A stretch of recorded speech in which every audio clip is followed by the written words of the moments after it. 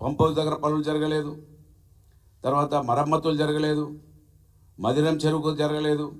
ఇలా అనేక పనులు 8 పనులు చెప్పిండ్రు, ఇప్పటి వరకు పూర్తి కాలేదు. ఆశ్చర్యకరమైనటువంటి విషయం ఏంటంటే ప్రధాన పత్రికలు, ప్రధాన టీవీలు అర్థం చేసుకోవాలి, మీరు ప్రజలకు ఇవాళ రక్షకులుగా ఉండాలి. కాంగ్రెస్ పార్టీ మోసం చేస్తున్నది ప్రజల్ని. మీరు దాంట్లోకి వెళ్తే నిజంగా దురదృష్టం.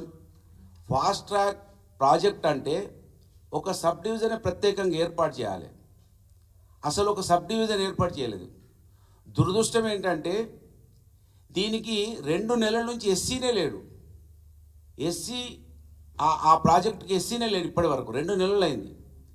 ఇసుక కావాలని దాదాపు ఎప్పటి నుంచి అడిగితే నిన్న ఇసుకకు ఆర్డర్ ఇచ్చిండ్రు. ల్యాండ్ అక్విజిషన్ జరగలేదు. ఇప్పటి వరకు ల్యాండ్ అక్విజిషన్కు ఆ ఊసే లేదు. అక్కడ ఏమీ పని జరుగుతలేదు.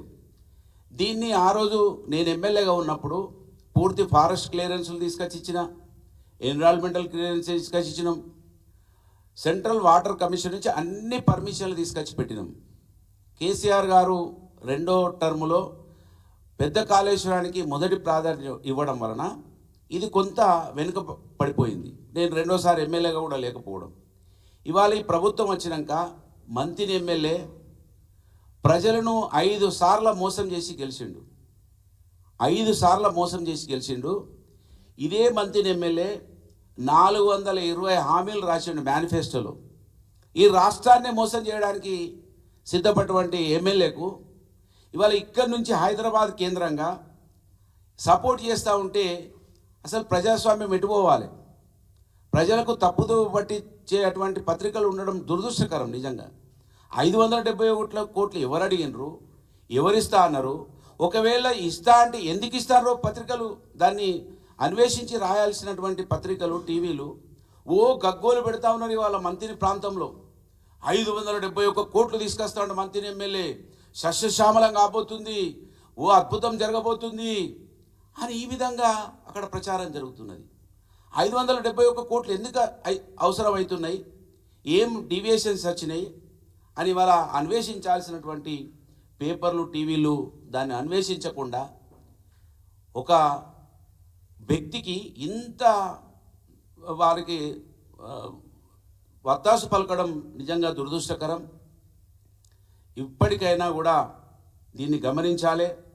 కాంగ్రెస్ పార్టీ వాళ్ళ ప్రతి దాన్ని భూతత్వంలో పెట్టి చూస్తుంది కదా. కాళేశ్వరం పిల్లర్ ఎట్లా కూలిపోయింది, దీంట్లో అవినీతి జరిగింది అంటున్నది కదా కాంగ్రెస్ ప్రభుత్వం. ఇవాళ మంత్రిని నియోజకవర్గంలో గల చిన్న Kaleshwaram project Beerasagar pump house 2 సార్లు మునిగిపోయింది. 2 సార్లు మునిగిపోయింది. ఇవాళ వీళ్ళు అంటారు కదా పెద్ద కాళేశ్వరం అవసరం లేదని. ఒకవేళ మేడిగడ్డ ప్రాజెక్టే లేకపోతే ఒక్క పంటకు తప్ప 2వ పంటకు నీళ్లు రావు ఈ చిన్న కాళేశ్వరం ప్రాజెక్టు నుంచి. మేడిగడ్డ ప్రాజెక్టు, కాళేశ్వరం ప్రాజెక్టు ఉంటేనే ఇది 3 పంటలకు నీళ్ళు వచ్చే అవకాశం ఉన్నది. నిజంగా పెద్ద కాళేశ్వరం మంత్రి నియోజకవర్గానికి ఈ చిన్న కాళేశ్వరం అనుసంధానం అయితే అద్భుతం జరుగుతుంది. 25,000 ఎకరాలకి ఆ రోజు అనుకున్నారు. దీన్ని మేము 45,000 ఎకరాలకు ప్రతిపాదన చేసినాం. మేము వచ్చిన తర్వాత అనేక కార్యక్రమాలు మేము వచ్చిన తర్వాత చేసినాం. మేము వచ్చే వరకు శిలాఫలకం వేసి మొబిలైజేషన్ అడ్వాన్స్ల కింద 100 కోట్ల రూపాయలు పైపులన్నీ రోడ్ల మీద వరిసి పైసలు తీసుకున్నారు తప్ప నయా పైసా పనిచేయలేదు. నేను దయచేసి ఇక్కడికి హైదరాబాద్ నుంచి ఒకటే విజ్ఞప్తి చేస్తున్నా, మోసకారి మంత్రి ఎమ్మెల్యే మంత్రి నియోజకవర్గ ప్రజలను 5 సార్లు మోసం చేసి గెలిచిండు. 420 హామీలు, 6 గ్యారెంటీలని ఇవాళ తెలంగాణ రాష్ట్ర ప్రజలను మోసం చేసేటువంటి వ్యక్తికి మీరు వత్తాసు పలకకండి. 571 కోట్లు తెస్తుండు అద్భుతమవుతుందని ఇవాళ మీ రాతలకు కారణమవుతుంది.